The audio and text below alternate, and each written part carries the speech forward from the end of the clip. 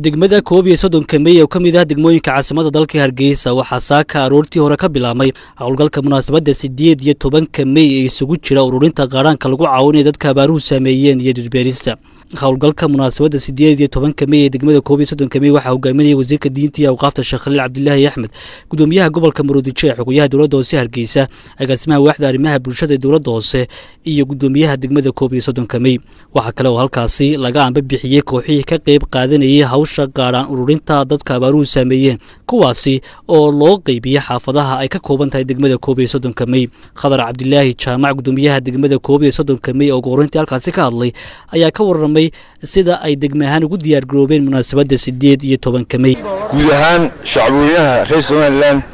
meel kastoo ay joogaanba waa sanad guuradii 26aad ee qaranimada Jamhuuriyadda Somaliland, dabaaldegan oo loo bedelay in la caawiyo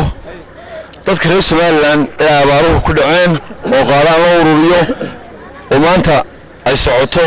abaabulkeedii iyo wacyigelinteedii sidii dadka loo caawin lahaa. Khadar Yuusuf Cali, agaasimaha waaxda arrimaha bulshada ee dowladda hoose Hargeysa,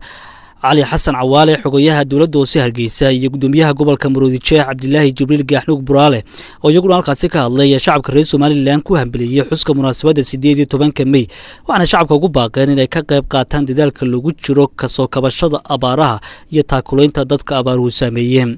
farxad weyn bay runtii noo tahay in sidii guddiga heer qaran ee uu madaxweynaha Jamhuuriyadda Somaliland u saaray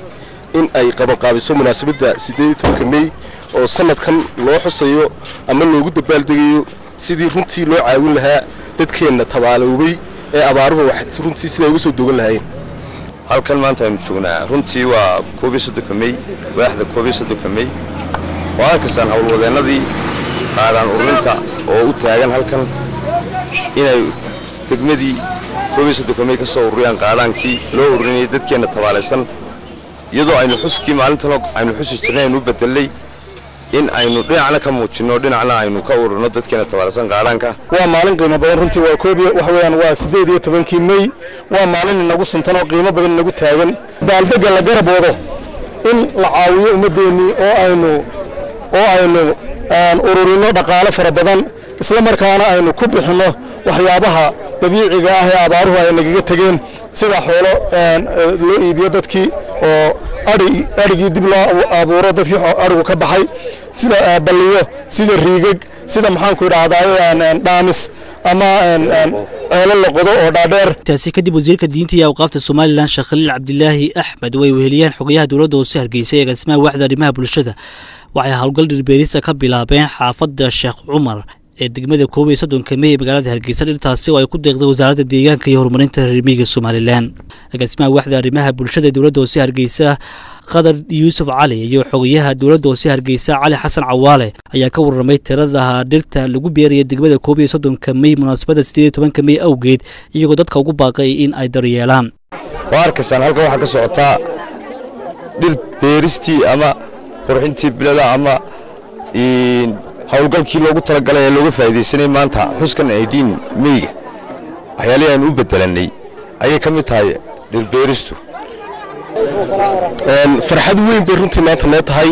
howlgalkii dowladda hoose caasimadda iyo wasaaradda deegaanku ay ka waday guud ahaan caasimadda ee dhirbeerista runtii lagu beerayay guud ahaan dalka oo dhan, gaar ahaan caasimadda lagu soo beeray xaafadaha Jimcaale oo aan shalay maaha daraad soo beeray, shalayna waxaan beeray Ayax 1 iyo 2, maantana qorshuu sidii yahay waxa lagu soo gabagabeyn doonaa xaafadan maanta joogno ee Ayax 3 ama Sheekh Cumar iyo Ayax 4 oo aynu waxoogaan u jirta. guud ahaan dhirta maanta qorshaysan in la beero 2 geed oo xaafadaha laga hirgelin doono. xogayaha guddida xaafadda Sheekh Muuse Ducaale oo isaguna halkaasi ka hadlay ayaa ballan qaaday in ka xaafad ahaan ay si weyn u daryeeli doonaan oo ilaalin doonaan dhirtaasi. wasiirka diinta iyo awqaafta Somaliland Sheekh Khaliil Cabdilaahi Axmed oo isla halkaasi ka hadlay ayaa ka warramay faa'iidada dhirtu inoo leedahay iyo ajarka uu ka helayo qofka beera isla markaasna daryeela. maanta munaasabadda 18 May oo ka warqabteen in madaxweynuhu u bedelay munaasabad istaageerisa iscaawina, munaasabad lagu deeqayo tabarucaad iyo wixii qaadana ee loo ururin karo dadkeena tabaaloobay ee abaarta xooli ka dishay amba iyagu waxyaalo badan ku gaadhay. tibay maanta u bedelay waxa lagu talagalay maanta in noqoto maalin munaasabad dadku xistaro oo la iscaawiyo isla markaana dhulka la beero oo dhirteeni amba ha noqoto qaar xaalif iyo rooblato dishay amba qaar xagaafnaa nolofteedu dhuxul ka dhiganay ha noqoto in maanta gacanteena waxa soo xoogay waxa soo dhaliyay haddaan ugu daan shaqaysanina aduun shaqayn mayso dalka wixii naga doonayeen xooggeena iyo dhiidkeena gelino geesta kale intii aanu ku sugnayn degmada 31 May Hargeysa waxaanu la kulanay qaar kamid ah kooxaha ku hawlan ururinta gaaraanka ka soo kabashada abaaraha waxaana nooga warrameen sida ay hawsha u wadaan iyo dareenka ay dadku ku qaabileen waxaan ugu socdaa si aad u qurux badan dadkii markii aanu sheegnaan kunaano dadkayga tabaalsana xoolo ka baxeen baan wuxuu ururinaynaa wixii aad ka reesaan noo dhiiba si wanaagsan bay noo soo dhaweynayaan waa dakhligu waa fiican yahay inta badan sidaad baan loogu dirayaa wixii kaashana waan qoraynaa inaan ka noo diiwaan gelinaya iyo lacagtu intay tahayna iyadoo kaasoo Soomaaliland aan qoranaynaa qofka qoray qofka noo dhiibay magaciisa sidoo kale qaar kamid ah dadkii wax ku darsaday qaaraanka loo ururinayo dadka abaaruhu saameeyeen reer Soomaaliland ayaa iyaguna sidan noogu cabiray dareenkooda wax aad u qiimo badan in la wax la istaro shariicadana faraysa